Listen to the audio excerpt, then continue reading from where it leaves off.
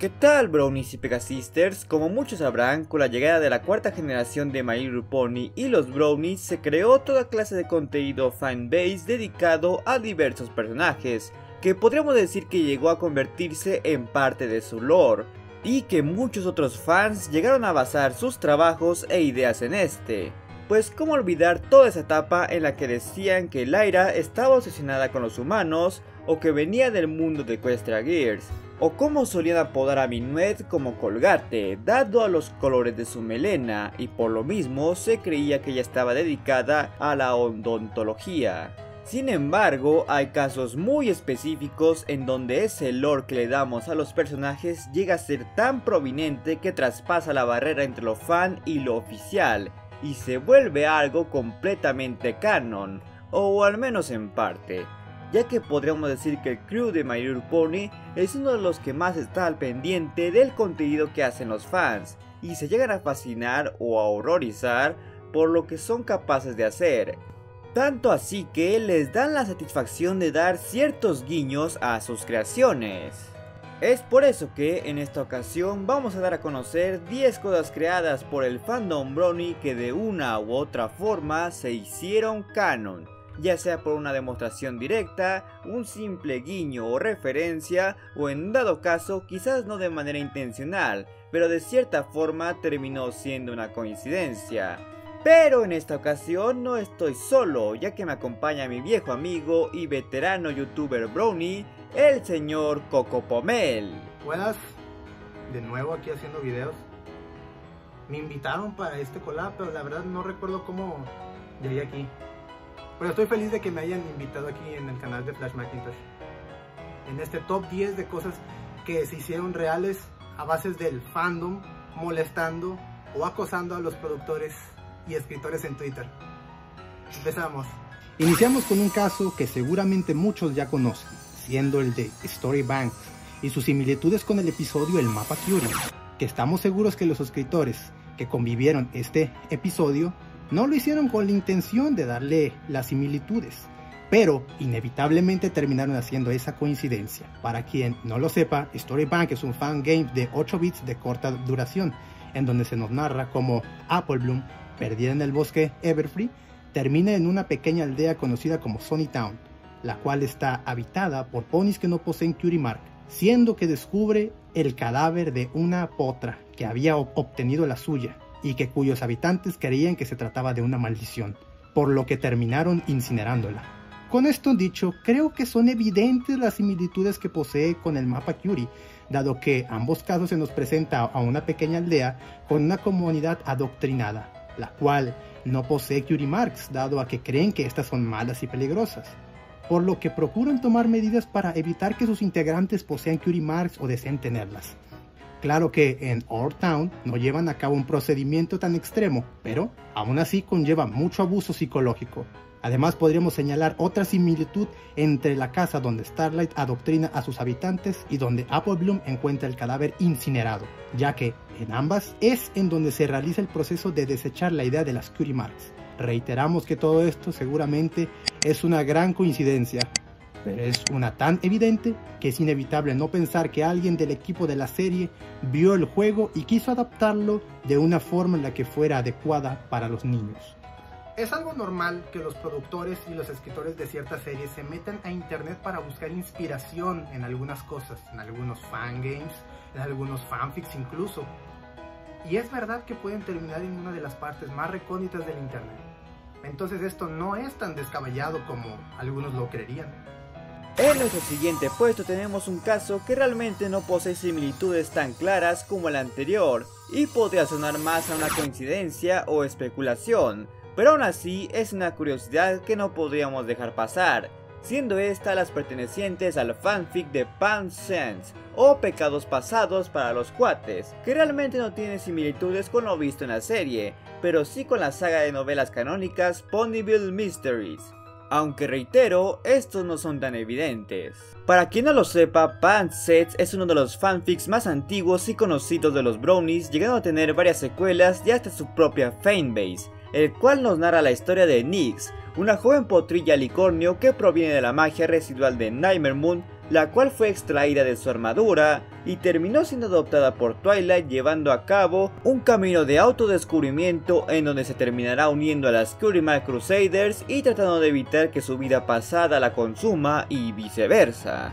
Ahora bien, en cuanto a las novelas de Ponyville Mysteries, se nos presenta una potranca llamada Lilymon, que al igual que Nyx es alguien recién llegada al pueblo y que se une a las Cutie Mark Crusaders, lidiando además con su lugar de origen y más concretamente su familia, que curiosamente buscan el poder de Nightmare Moon. Evidentemente su origen y diseño distan mucho del de Nyx, sin embargo sí podemos resaltar que tanto ella como Lilymon poseen una gama de colores que se basan en tonos oscuros y azulados que reflejan a la noche, además de que su nombre hace una referencia directa a Luna, indicando su vínculo con esta, algo similar a Nyx, cuyo nombre significa noche.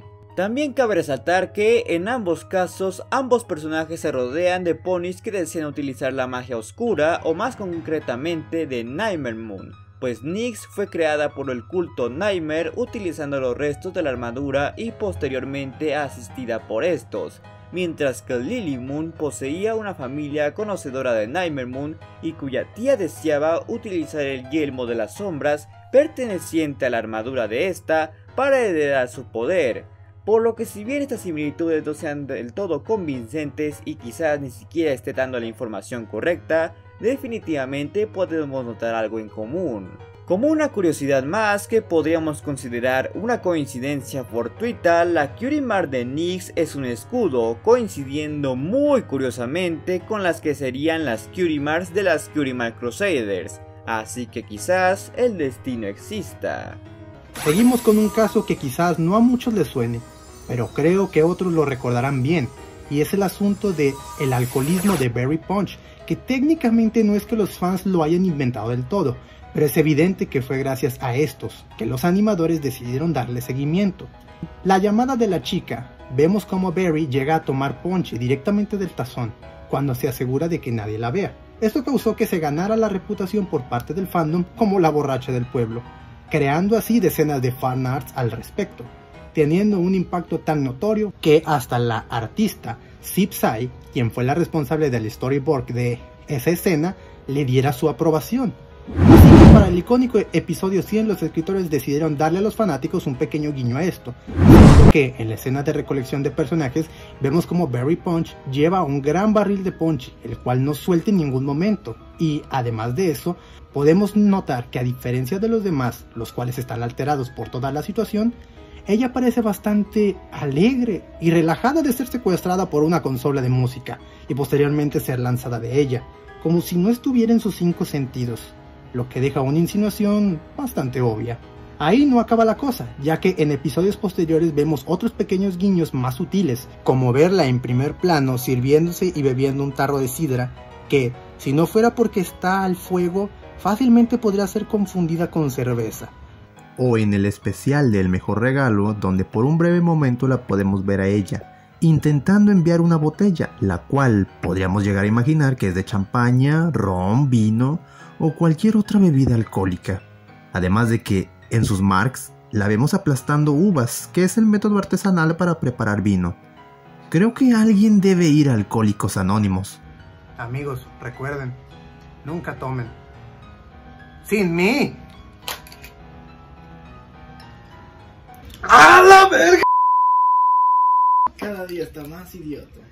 Ahora hablaremos de dos casos que más han estado en discusión, pero honestamente tenemos que decir que la mayoría de las pruebas están a su favor, y es la semi-canonización de los ships de Apple Dash y Fluttercore, que si bien jamás se dejan en claro si estos son formales, creo que las pistas que dejan son muy evidentes. No es secreto para nadie que desde los inicios de la serie se notaba una cierta chispa entre Rainbow Dash y Applejack, dado su espíritu competitivo y su necesidad constante de ponerse a prueba una a la otra, pero llegando a mantener un cierto elemento de fraternidad que las volvía inseparables, cosa que evidentemente causó que las shippearan, pero seamos justos, hacer ships entre las Main Six era algo de todos los días.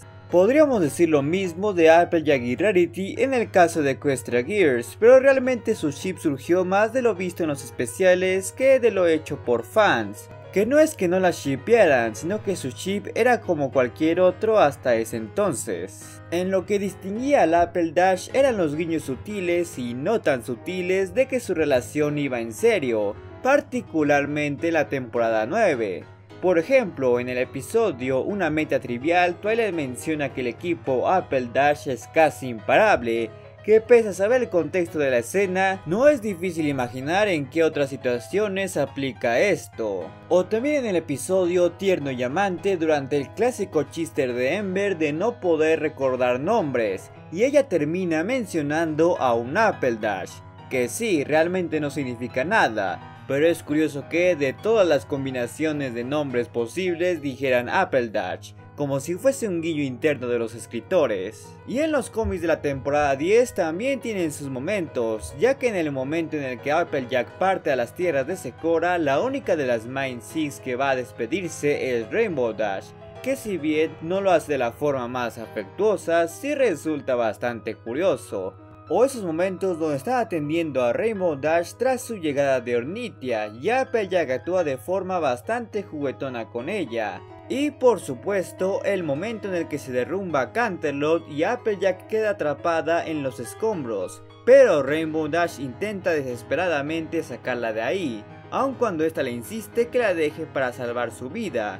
Conociendo a Rainbow Dash y su elemento, puede que haya hecho lo mismo por cualquiera de sus amigas, pero de nuevo, que usen a ellas dos para esto resulta bastante curioso. Pero creo que todos estamos de acuerdo en que la pista más evidente está en el episodio El último problema, en donde vemos que estas llegan al mismo tiempo y el diálogo de Rainbow Dash da a entender que viven juntas, pues ella menciona que la causa de su retraso es que Applejack hace todas las tareas de la granja y no deja que Rainbow la ayude dado que ella no las hace bien. Y si ellas realmente no vivieran juntas o fueran pareja, Rainbow no tendría que estar a la espera de Applejack para cada reunión. Y Applejack no sabría que Rainbow es mala para los labores de la granja, porque dudamos que ella vaya a visitarla solo para ofrecerle un casco en eso. Y en caso de que alguien piense que son solo roomies, les aviso que no tendría mucho sentido a menos de que ellas sean ancianas, porque Rainbow ya vivía sola y Applejack tiene a toda su familia en la granja, incluso a su cuñada. Y como cereza en el pastel, vemos que en los cómics de la G5 ellas están particularmente unidas, además de que en el juego oficial de Gameflow las descripciones de sus versiones mayores poseen un fuerte indicio que efectivamente eran pareja. En cuanto al Flower Core, sus señales son menos contadas, pero más evidente, y es que como todos saben, cuando estos dos se hicieron amigos y bastante unidos, el fandom no pudo evitar shippearlos, cosa que los escritores pareciesen querer jugar con eso. Uno de los primeros indicios de esto se dio en el episodio Amor y Desamor, cuando Spike le mencionó a Discord que él no va constantemente a la casa de Fluttershy solo porque le gusta el té, a lo que él responde que claro que le encanta el té, pero todos sabemos a lo que Spike realmente se refería. También está cuando Fluttershy y Angel cambian de cuerpos en Entendiendo a Angel, y este, aparentando ser Fluttershy, dice que se quiere casar con Discord.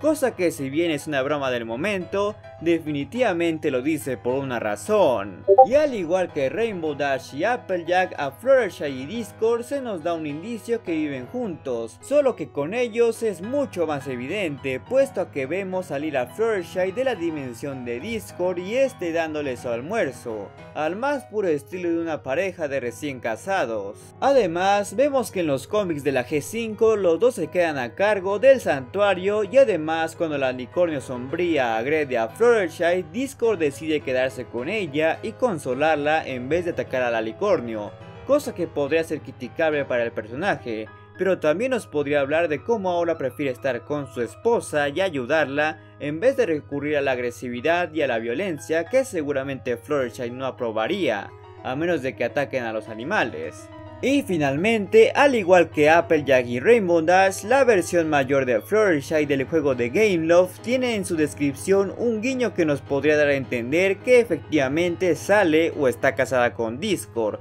pero no hay que tomar esta información en serio, ya que el juego, pese a ser oficial, no es canon y se alimenta principalmente de fanservice.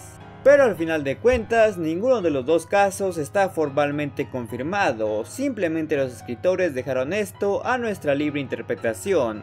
Pero es bastante claro cuál era la intención y las ideas que nos querían dar con momentos como estos. Ahora dejamos de lado las coincidencias, guiños y especulaciones, para hablar de algo concreto, siendo esto los nombres puestos el fandom a múltiples ponis de fondo y otros personajes, y que terminaron siendo oficiales. Esto debido a que la mayoría no poseía un nombre como tal, puesto a que no lo necesitaban, pero Hasbro decidió llegar a utilizarlos en lugar de pensar en unos propios para cuando fuese necesario. Casos como estos hay muchos, pero la gran mayoría se limitan a ser nombrados únicamente en mercancías o cartas coleccionables. Pero hay otros de personajes más conocidos y que hayan sido resaltados en alguna ocasión, e incluso que se hayan nombrado con dichos nombres. Tal es el caso de DJ Pon-3, Octavia Melody, la enfermera Redheart, Lyra Heartstring, Raven Inkwell, entre muchos otros. De hecho, el personaje de Sweetie Drops tiene un caso bastante curioso, ya que como sabrán, los fans la apodaban Bombón, aun cuando ella ya tenía nombre. Entonces los escritores decidieron utilizar esto para el episodio 100, dándole a Sweetie una doble identidad, teniendo a Bombón como un nombre falso, en alusión a que ese nombre era inventado, y su nombre real era otro. Pero tanto Lyra como el resto del pueblo la conocían como Bombón, esto debido a que era el nombre más popular.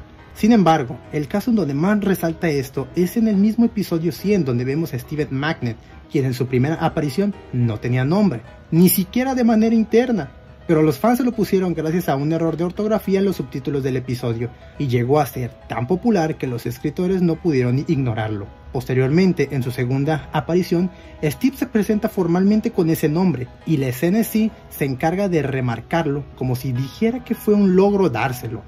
Y técnicamente lo fue, ya que por un tiempo se dudó que Hasbro aprobara que se usara el nombre, sin mencionar que básicamente Steven Magnet fue el primer caso de un nombre fandom hecho oficial.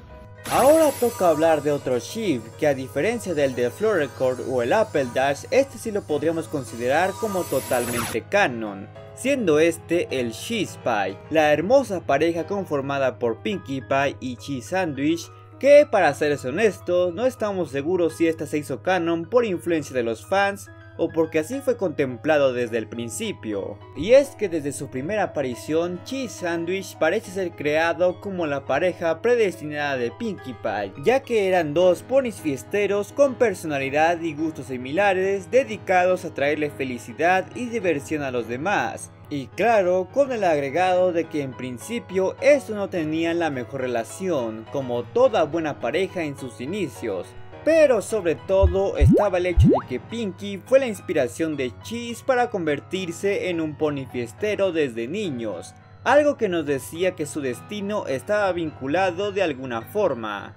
Esto causó que su shippeo se disparara apenas estrenado el episodio, pero dado que Cheese realmente no volvió a aparecer hasta la 9ª temporada, las probabilidades de que se hiciera en realidad parecían muy limitadas. Es por eso que fue una enorme sorpresa el descubrir en el episodio El último problema que Pinkie y Cheese estaban casados y hasta tenían una hija.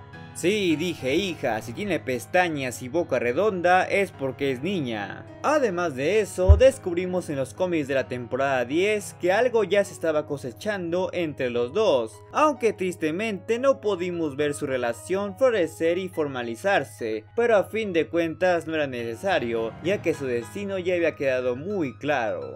Por lo que resulta bastante irónico que de todos los ships que había para las Mind Six, el menos explorado oficialmente y que parecía poco probable dada la naturaleza de los personajes, terminó siendo el más canon, además de que haría Pinkie la única casada, al menos hasta donde sabemos, y con hijos del grupo.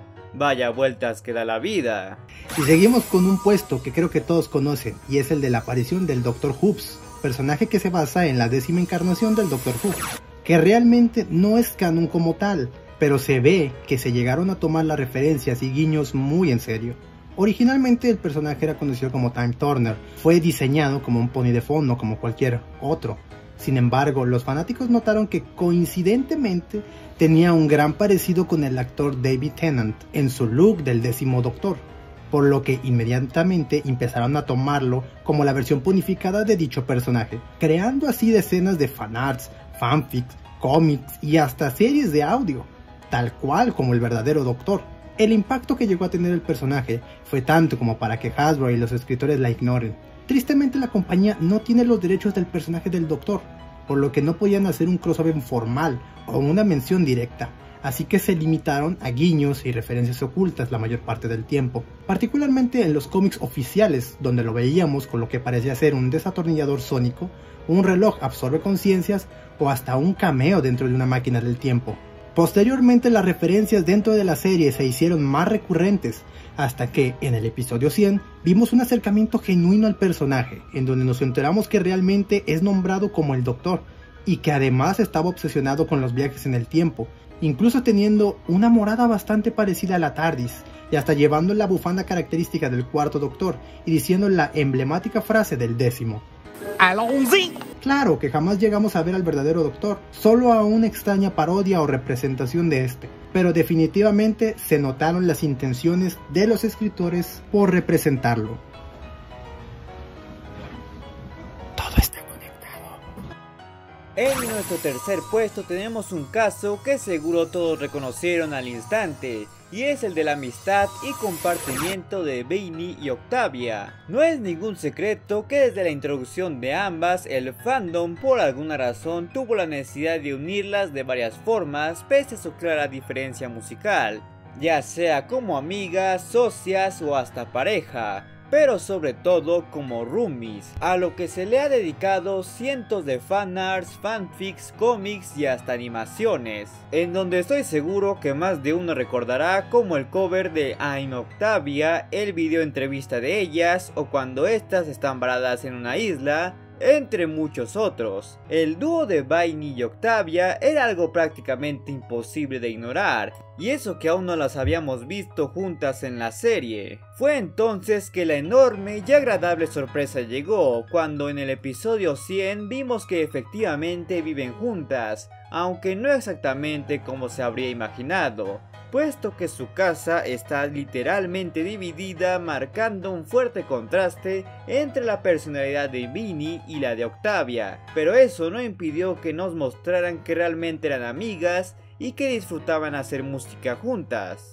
De hecho, por si no lo saben, esto estuvo cerca de no cumplirse, ya que en los guiones originales del episodio, ambas iban a vivir en casas separadas, aunque probablemente habrían sido vecinas, y sería Vinny quien iría a visitar a Octavia para ayudarle con la boda. Pero seguramente se dieron cuenta que esto iba a decepcionar a los fans, ya que ellos tenían la idea de las roomies muy clavada, por lo que optaron en cambiarlo.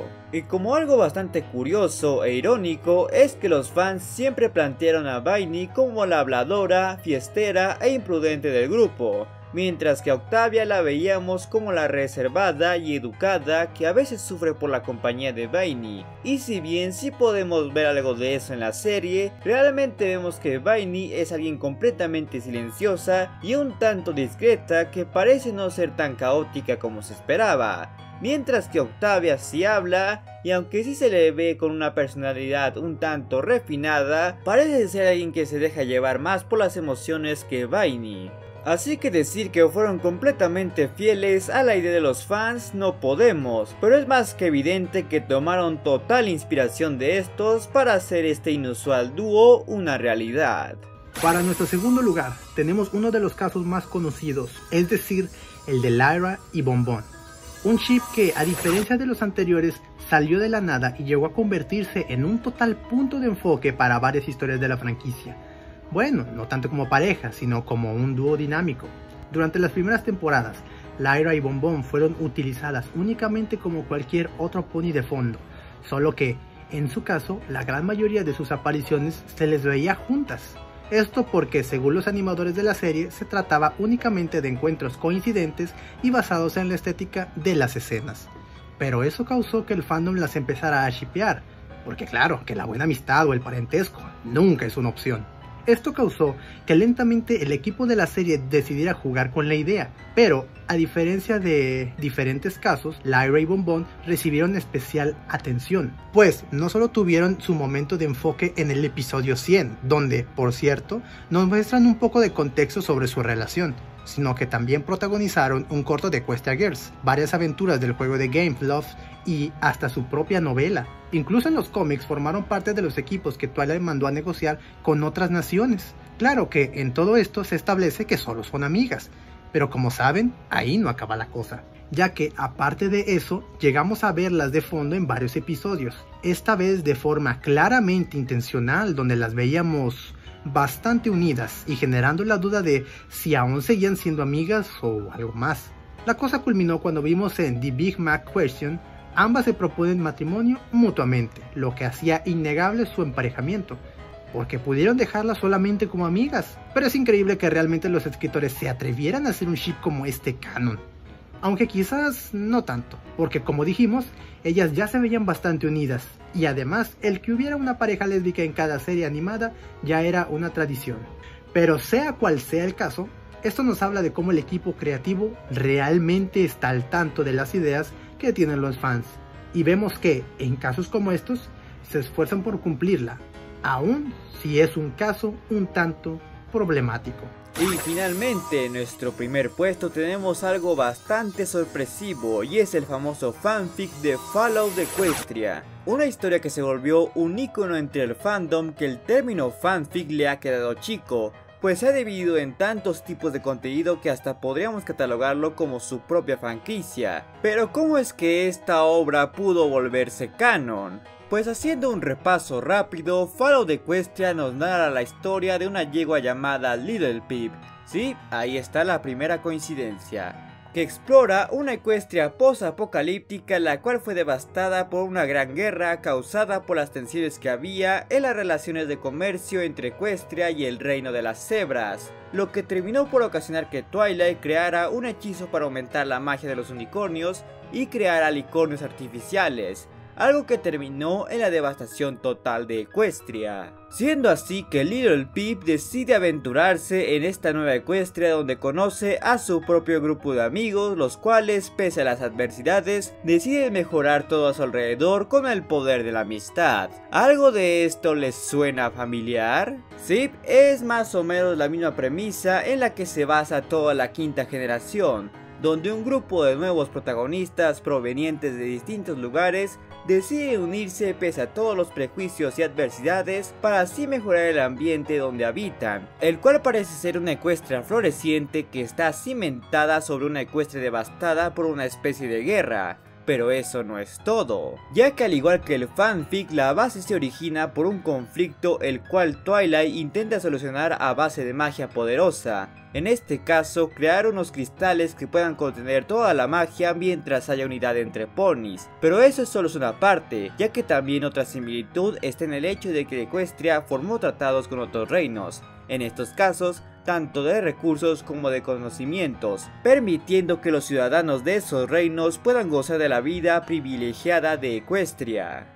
Pero como ya llegamos a ver en los cómics, había ciertos ponis que tenían un complejo de superioridad sobre otros, el cual parece ser muy influenciable, y si lo era entre los ponis, muy seguramente era peor con otras criaturas. Además de eso, al igual que el fanfic, los otros reinos habían desarrollado ciertos avances, en este caso el poder de los árboles de la armonía, los cuales podían ser usados como un arma en contra de sí mismos, tal cual como advirtió Danu al decirle a Twilight que era una mala idea mantener activos los elementos. Y por supuesto está el hecho de que en ambos casos la tecnología avanzó bastante, pues en la G5 vemos como ya existen los smartphones, las televisiones y hasta las computadoras, cosa que si bien no existe en Fall of Equestria, sirve como ejemplificación de los avances tecnológicos que ambas historias tienen. Eso sin mencionar que ya vimos que Canterlot está prácticamente en ruinas y desolada, tal cual como si hubiera sido víctima de un conflicto apocalíptico.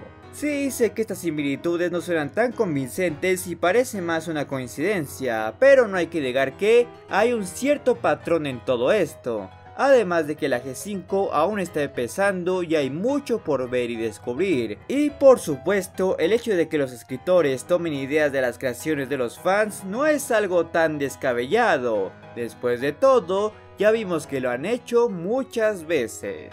Y bueno amigos, aquí terminó el top 10 de las cosas del fandom que terminaron siendo reales y canon. Sé que esto puede disgustar a algunas personas, pero yo preferentemente soy de la clase de personas que me alegra que los... ¿Qué verga? Señor Coco Pomer, Sí, soy yo. ves que venimos de Hasbro. Le advertimos que ya no hiciera videos. ¿Pero por qué a la verga si ya? ¿Se lo advertimos o no? Sí me dijo, güey. Pues que nos dejó salir de la jaula. No, ya, tranquilo, güey. No, Baja el arma, güey. vámonos a la Baja el verga. arma, para la Vámonos a la verga. verga. Bueno, mientras el señor Coco Pomel resuelve su situación, vamos con los fanarts de esta semana. El primer fanart pertenece a Aris Royal, que nos dice: me siento muy orgulloso de este dibujo. Gracias a ti, Flash, siendo yo de Guatemala, nunca conocí a un brownie latinoamericano como yo hasta que encontré tu canal. Gracias por ser una inspiración, saludos y abrazos desde Estados Unidos. Es tan cálido escuchar algo así. De verdad, gracias y de nada, Aris. El segundo fanart pertenece a Dummy Artist, el cual dice: quería desearte unos muy bonitos días, Flash, me encantan tus videos y eso, la verdad no sé qué más decir. Feliz cumplemes y sigue así con tus videos. Gracias Dummy, gracias. Y qué lindo burrito. Y el tercer fanart pertenece a Cari Gato, que realmente no tiene mensaje, pero el dibujo habla por sí solo, así que muchas gracias. Y recuerden que si quieren participar en esta dinámica deben entrar a mi servidor de Discord, el Club de Flash, y enviar sus dibujos en los canales respectivos, acompañado de un mensaje y redes sociales que quieran compartir. Estaré seleccionando 3 dibujos máximo por video, y si el suyo no queda, pueden participar en el próximo video con el mismo u otro dibujo.